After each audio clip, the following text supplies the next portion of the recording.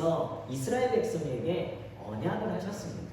호렙산 신의 산의 언약을 말하고 있는 거예요. 신명기 5장에 보면 이 신의 산 언약이 기록되어져 있는데요. 다른 언약이 아닙니다. 동일해 하나님의 말씀과 하나님의 법도와 규례를 지키면 내가 너희들에게 복 줄게 라고 말을 하시는 것이 신의 산 언약입니다. 그런데 이 언약의 말씀이, 약속의 말씀이 있었음에도 불구하고 이스라엘 백성들이 가나안 땅 정복을 눈앞에 두고 정탐한 10명의 정탐꾼의 부정적인 결과를 이스라엘 백성들이 취해요. 여호수아와 갈렙의 긍정적인 정탐을 믿지 않습니다. 우리는 저 가나안 땅을 정복할 수 없어.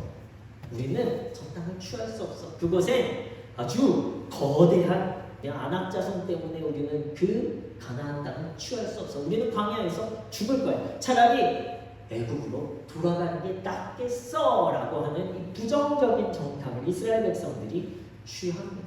그것을 선택해요.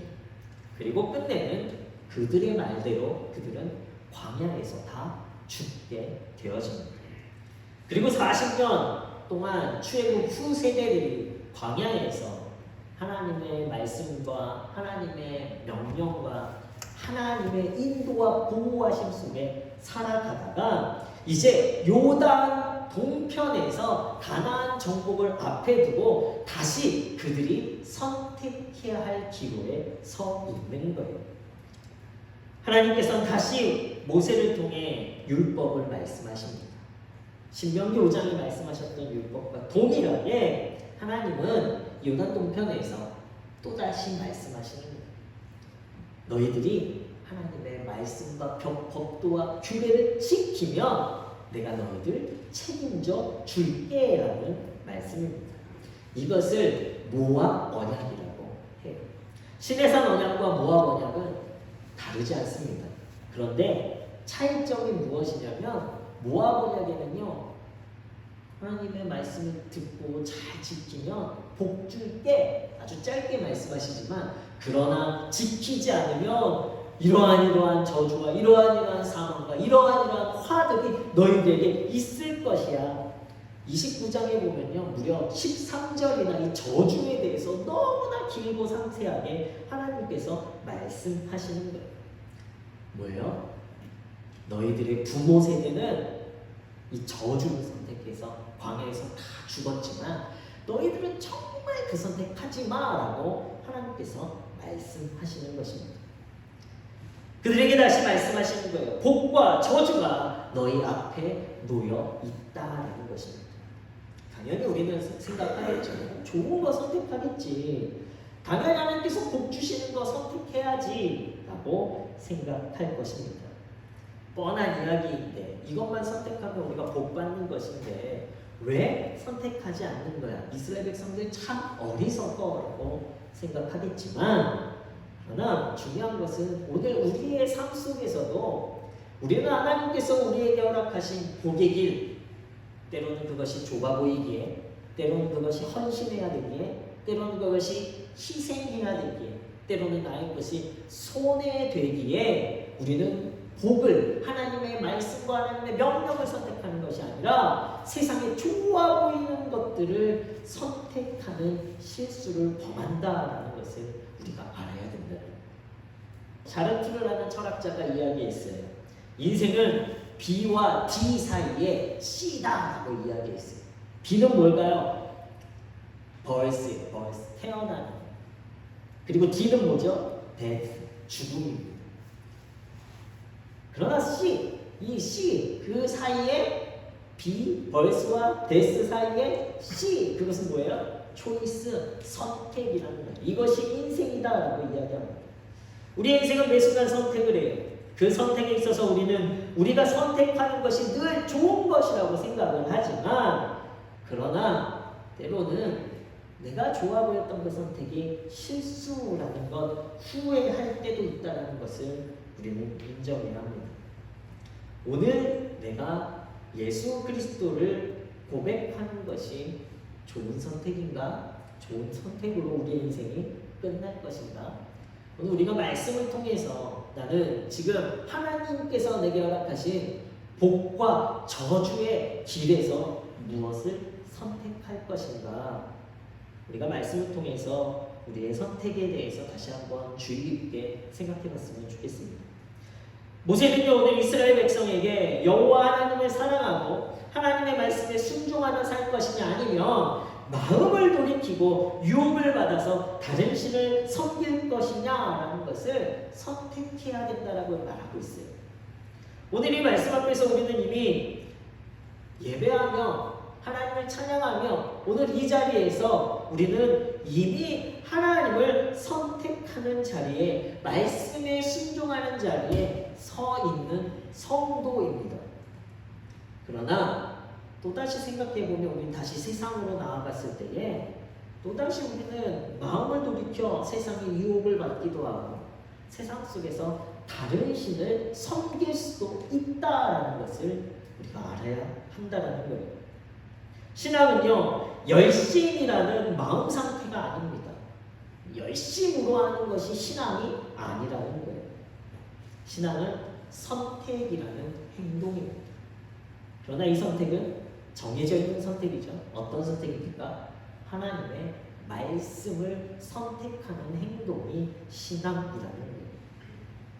그리고 이 선택은 다시 오늘에서 시작하는 선택입니다. 오늘 다시 시작해야 되는 선택이에요.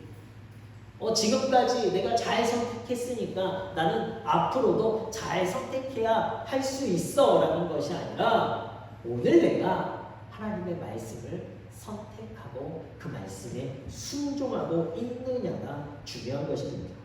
바로 하나님의 복의 자리에서의 시작을 말하고 있는 거예요. 지금 이곳에 계신 모든 분들은 하나님을 선택했기에 오늘 예배하며 나왔습니다. 그러나 이곳에서 우리는 하나님의 복으로부터 시작되는 우리의 인생 속에 또 다른 선택들이 주어진다는 것을 알아야 한다는 거예요. 이미 예수 그리스도로 구원받은 복의 자리에서의 시작이라는 거예요. 그리고 또 우리는 선택하며 우리의 인생을 살아가야 합니다. 내 마음을 빼앗기지 아니하고 하나님을 사랑할 것이냐, 아니면 여전히 우리 눈에 좋아 보이는 세상의 것을 또다시 쫓아 살아갈 것이냐. 성도들에게 믿음은 선택의 문제입니다. 아담과 하와의 선택은 잘못되었죠. 먹음직도 하고 고함직도 하였던 선악과를 먹었습니다. 하나님의 말씀이 아니라 먹음직도 하고 고함직도 한 눈에 보이는 세상의 것을 선택하는 거예요. 그러나 그 선택은 저주의 길로 나아가는 선택이 되었죠. 심판의 길, 죄의 길을 시작하는 인류 최초의 가장 큰 선택의 실수를 이들이 저질렀습니다. 아브라함도 하나님 앞에서 선택의 기로에 서 있었습니다. 그냥 안전한 내 아버지 집에 거할 것이냐, 아니면 자신의 고향, 친척, 아버지의 집을 떠날 것이냐, 하나님의 명령에 순종할 것이냐, 아니면 안전을 택할 것이냐라는 선택이에요. 다윗도 저주와 심판 가운데 선택해야 할 상황에 놓였습니다. 밧세바를 범한 이후에 나단 선지자를 통해서 책망을 받아요. 왕이 그러면 안 됩니다 라고 선지자가 이야기하죠. 그러할 때에 왕으로서 자신의 치부를 드러낸 선지자를 죽일 것이냐, 아니면 이 선지자의 말씀에 순종하고 회개할 것이냐의 선택 가운데 놓여 있는 거예요. 다니엘의 믿음도 선택의 문제였습니다. 산의 진미 좋은 음식과 또 검소한 삶 가운데 하나를 선택하는 것이 그의 믿음이었어요. 권세와 기도 가운데서 기도를 선택하는 것이 그의 믿음이었습니다.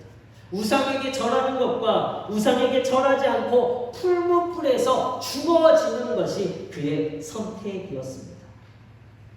늘 우리는 이 선택의 강요를 받아요. 하나님의 말씀이냐, 아니면 먹음직도 하고 보암직도 한 세상의 것이냐. 여러분들은 오늘 어떠한 선택을 하고 하고 계십니다. 그러나 우리가 하나님의 말씀에 순종하고 때로는 헌신하고 희생하고 때로는 죽을 것 같은 상황이라 할지라도 하나님을 앞세운 선택, 하나님이 기뻐하시기에 하나님이 말씀하셨기에 하나님께 순종해야 하기에 하나님의 나라를 위해서라는 선택을 앞세운 그 선택은요, 하나님이 책임져 주시는 삶을 살 수 있는 거예요. 이것이 성도의 인생입니다. 저도 여러분과 별 차이 없는 성도예요. 직분만 목사일 뿐이지 저도 늘 이 선택 앞에서 하나님이 기뻐하시는 일이 무엇일까, 하나님이 원하시는 것이 무엇일까를 늘 생각하며 선택의 순간에 놓여 있습니다. 내 인생을 지금까지 누가 책임졌을까? 정말 하나님께서 내 인생을 책임지시도록 내가 살아왔는가? 내가 하나님의 말씀에 순종하고 하나님의 말씀을 앞세워 살아왔는가? 십자가 중심의 삶을 살았을까?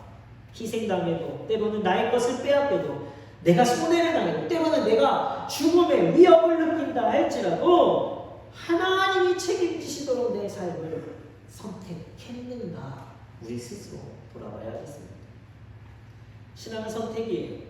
내가 무엇인가 선택한다는 것은 그것에 대해서 내가 책임진다라는 것입니다.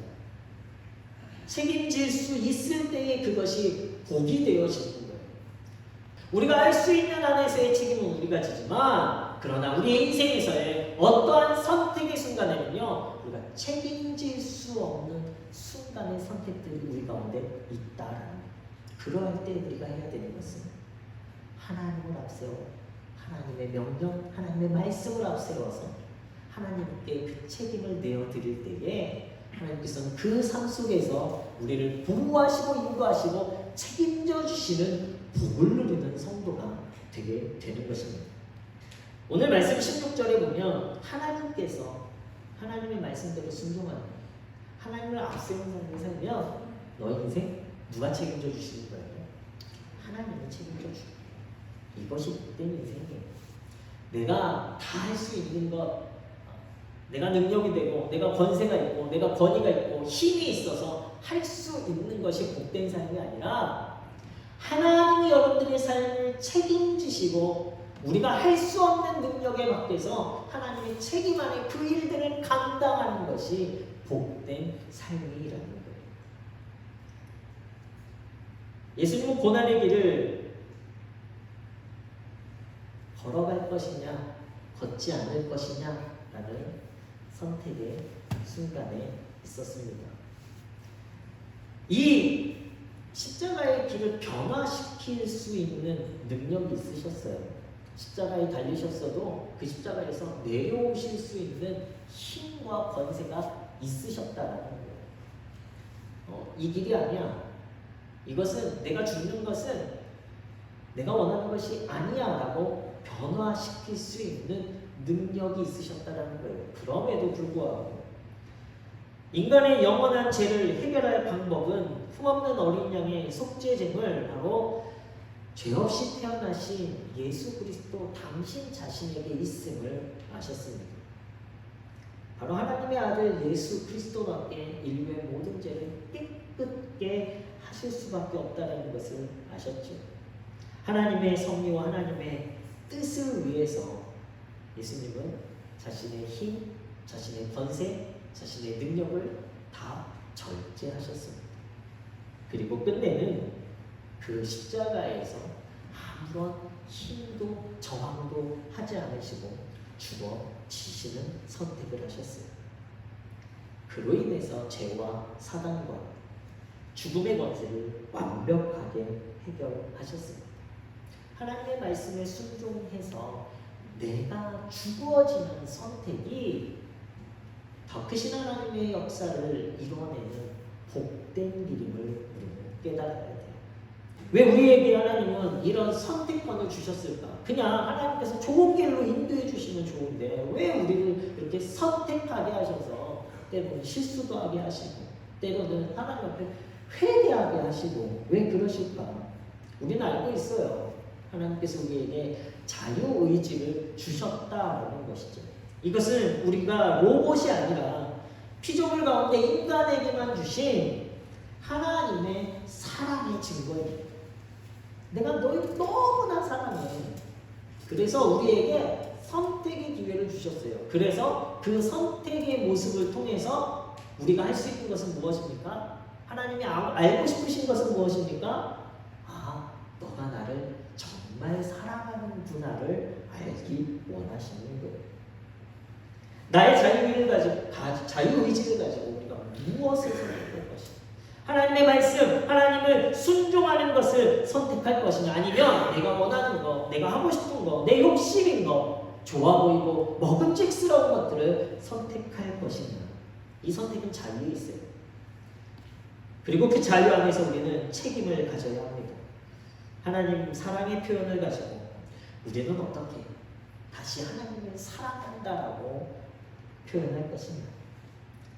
하나님을 사랑하는지의 선택권이 오늘 저와 여러분들 가운데 주어졌습니다. 하나님은 이미 우리를 선택하셨죠. 내가 너희를 사랑한다. 내가 너희를 책임져 줄게라고 하나님은 이미 우리를 선택하셨어요.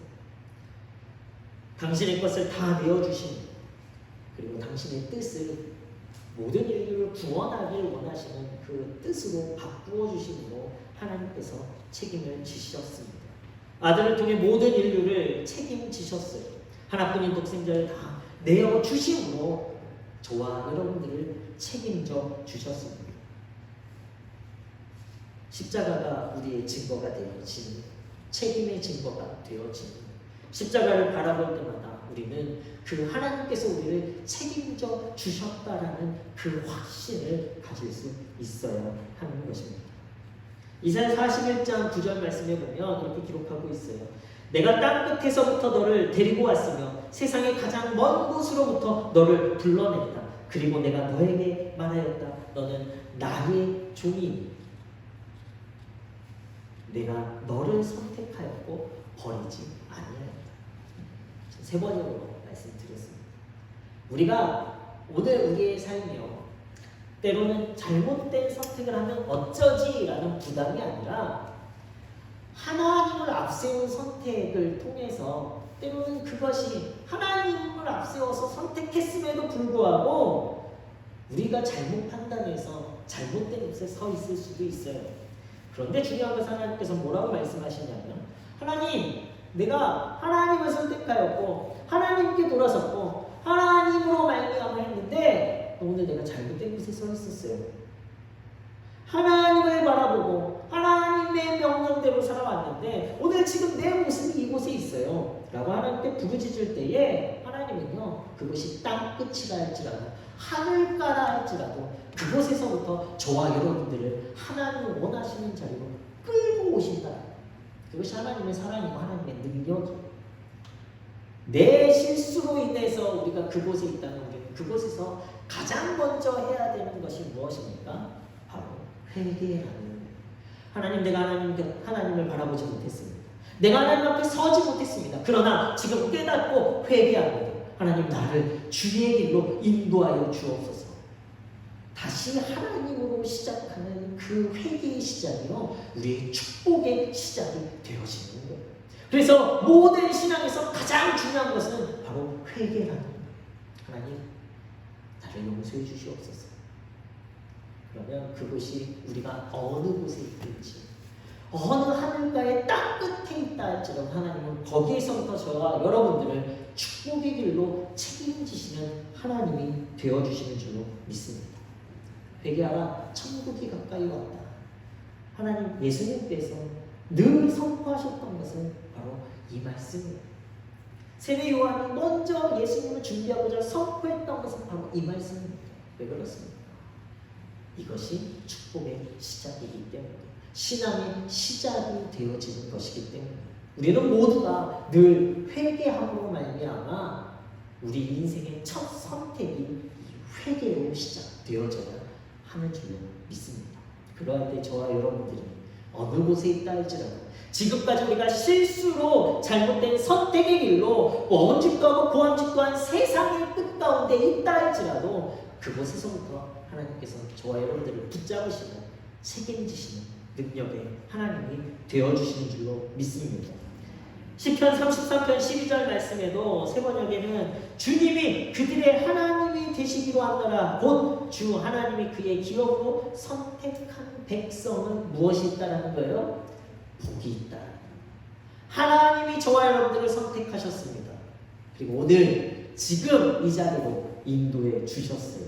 이제 우리는 하나님을 더 붙잡고 하나님 앞에서 날마다 우리의 삶에 바른 선택을 가짐으로 말미암아 저와 여러분들의 삶 가운데 하나님의 복이 풍성하게 넘쳐나는 삶을 살아가시길 예수 그리스도의 이름으로 축원합니다. 우리 문의 공동체의 선택은 무엇입니까? 함께 감당할 하나님의 역사의 성취가 무엇이기를 여러분들은 소망하고 있습니다. 우리 교회를 통해 이 지역이 어떻게 변화되기를 기대하고 계십니다. 혹여 내 개인적으로 지금 선택하고 있는 복과 저주는 무엇입니까? 우리 스스로 오늘 내가 하나님을 앞세우는 선택을 했는가를 물으시면서 우리 인생의 선택의 길을 걸어가야 하는 거예요. 하나님이 책임지시는 삶을 살아가는 성도들이 되시길 다시 한번 예수 그리스도의 이름으로 축원합니다. 말씀에 순종하시고 매 순간 하나님을 앞세운 선택을 통해 결코 실패하지 않는, 왜요? 하나님이 책임져 주시기 때문에 실패하지 않는 인생을 살아가시고 바랍니다. 그 결과는 역사의 주관자가 되시고 만유의 주인이신 하나님이 책임지시기 때문에 여러분들의 삶, 저와 여러분들의 삶에 엄청난 혜택과 보상이, 그리하여 세상의 눈을 바라볼 때 먹음직도 하고 보암직도 했던 것이 아니라 하나님께서 우리에게 허락하여 주심으로 정말 세상에서 볼 수 없었던 먹음직도 하고 보암직도 한 놀라운 지혜롭고 탐스러울 만한 모든 것들을 누려가시는 우리 문의 성도들 되시길 예수 그리스도의 이름으로 축원합니다.